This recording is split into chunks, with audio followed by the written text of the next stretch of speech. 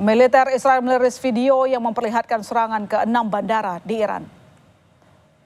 Pasukan Pertahanan Israel atau IDF menyebut serangan tersebut menargetkan landasan pacu, hanggar bawah tanah, dan juga pusat pengisian bahan bakar. Sejumlah pesawat tempur Iran seperti F-14, F-5, dan AH-1 serta helikopter Iran hancur akibat serangan ini.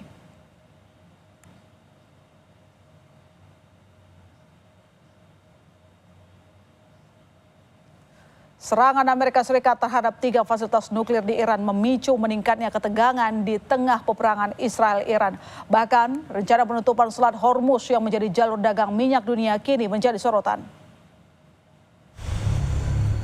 Tak kunjung mereda, ketegangan antara Iran dan Israel justru semakin menjadi-jadi. Terlebih dengan adanya serangan Amerika Serikat di 3 lokasi fasilitas nuklir Iran.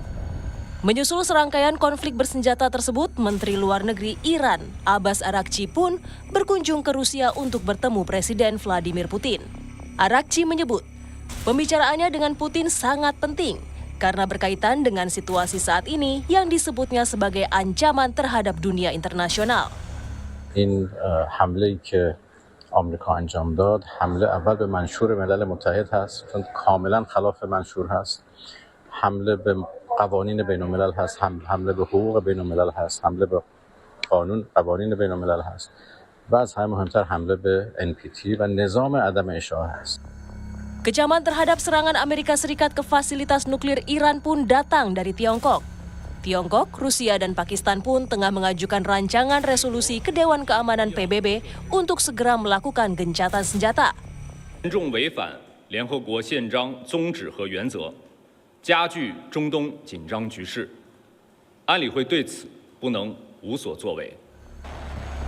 Sementara satu langkah baru kini tengah dilakukan pihak Iran. Kami kutip dari Kompas.com yang diambil dari TV pemerintah Iran, pernyataan anggota Komisi Keamanan Nasional Mayor Jenderal Esmail Qosari. Qosari menyatakan parlemen telah mencapai kesimpulan bahwa Selat Hormuz harus ditutup, meski keputusan akhir berada di tangan Dewan Keamanan Nasional tertinggi Iran. Selat Hormuz merupakan salah satu jalur perdagangan minyak mentah utama di dunia, yakni bisa mencapai 20-30% pasokan minyak dunia. Jalur ini juga menentukan kelancaran distribusi dari 20% gas alam cair dunia. Jika penutupan benar-benar dilakukan, maka harga minyak dunia diproyeksikan meroket. Sementara Gubernur Lembaga Ketahanan Nasional Lemhanas Aceh Hasan meminta para kepala daerah untuk menyusun kebijakan yang adaptif seiring dengan kondisi global terkait konflik Iran dan Israel. Menurut Aceh, konflik terkini antara Iran dan Israel berdampak langsung pada stabilitas pasar internasional dan ketahanan nasional. Dalam arahannya saat pembekalan kepala daerah di kampus IPDN Jatinagor, Kabupaten Sumedang, Aceh pun mengingatkan kepala daerah harus meningkatkan kewaspadaan terhadap dampak situasi geopolitik global yang terus berkembang dinamis, termasuk dalam hal efisiensi anggaran dan penguatan sektor ekonomi domestik. Pasti ini akan mempengaruhi juga terhadap situasi harga minyak dunia. Karena kita tahu bahwa Selat Hormuz merupakan salah satu di antara lintasan perdagangan rantai pasok global, terutama harga minyak dunia yang saat ini sudah kita ketahui bersama sudah mulai merangkak naik.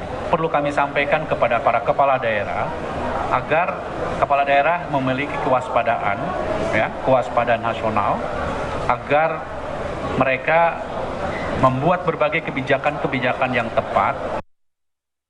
Eskalasi perang antara Israel dan Iran kian memanas setelah 3 fasilitas nuklirnya diserang. Iran mengancam tutup Selat Hormuz yang berpotensi mengganggu arus perdagangan energi dunia. Bagaimana dampak